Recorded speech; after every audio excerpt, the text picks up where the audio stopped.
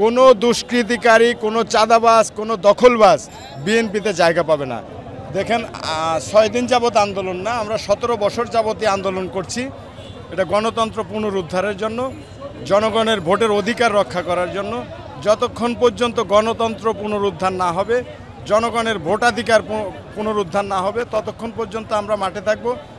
Mayor ইশরাকের এটা যেহেতু একটা আদালতের সিদ্ধান্ত, তারপরেও মেয়র ইশরাককে কেন শপথ বাক্য পাঠ করাচ্ছেন না, সেই দাবিতেই আজকে আমরা সাধারণ জনগণ রাজপথে আছি।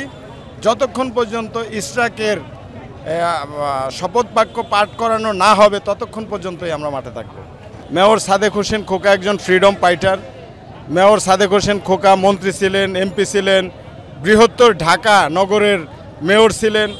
ঢাকা নগরের যে ব্যাপক উন্নয়ন সাদেক হোসেন খোকা করেছেন, তারই ধারাবাহিকতা রক্ষা করার জন্যই ইশরাক হোসেনকে পরবর্তী উত্তরসূরি হিসেবে এই ঢাকাবাসী তাকে মেয়র হিসেবে নির্বাচিত করেছেন। এবং আগামী দিনে, বিগত দিনে যে সমস্ত কাজ অপূর্ণ ছিল মেয়র সাদেক হোসেন খোকার, আগামী দিনে ইশরাক হোসেন সেগুলি বাস্তবায়ন করবেন। এটা ঢাকা নগরের সাধারণ জনগণের আশা। দেখেন, ফ্যাসিস্ট হাসিনার পতন হয়েছে, কিন্তু ফ্যাসিজম শেষ হয়ে যায় নাই। আপনার প্রত্যেকটা ইনস্টিটিউটেই আপনি দেখবেন এই ফ্যাসিবাদের দোসররা রয়ে গেছে। সুতরাং এই ফ্যাসিবাদের দোসররা এটাকে কালবিলম্ব করছেন, এটা আমরা মনে করি। আমরা সাধারণ জনগণ হিসেবে আমরা মনে করি যে ইশরাক হোসেনকে যতক্ষণ পর্যন্ত শপথ বাক্য পাঠ না করাবেন, ততক্ষণ পর্যন্ত আমরা নগরবাসী ঢাকা ঘেরাও করে রাখবো ইনশাল্লাহ। আগামী দিনে আমরা ক্ষমতায় আসব, সেই আশা আমরা গত 17 বছর আন্দোলন সংগ্রাম করি নাই।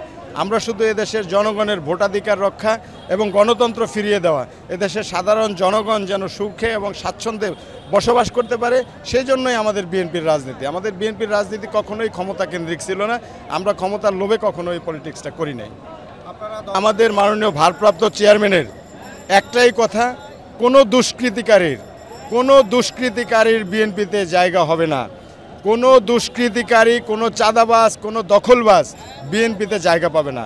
আমাদের মাননীয় ভারপ্রাপ্ত চেয়ারম্যান ইতিমধ্যেই দেখেছেন, যারা দুষ্কৃতির সাথে জড়িত ছিলেন তাদের বিরুদ্ধে সাংগঠনিক ব্যবস্থা নিয়েছেন। শুধু সাংগঠনিক ব্যবস্থা নেই, তাদের বিরুদ্ধে মামলা করে আইনের কাছে সোপর্দ করেছেন।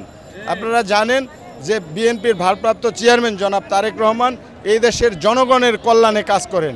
এখানে কোনো ফ্যাসিবাদের দোসর যেন জায়গা না পায় এবং আওয়ামী লীগের ঘাপটি মারা কোনো দোসর যেন বিএনপিতে অংশগ্রহণ করতে না পারে। যেখানেই আপনি দেখেন বিশৃঙ্খলা, সেখানেই আওয়ামী লীগের দোসররা বিশৃঙ্খলা করেছে বিএনপির মধ্যে ঢুকে।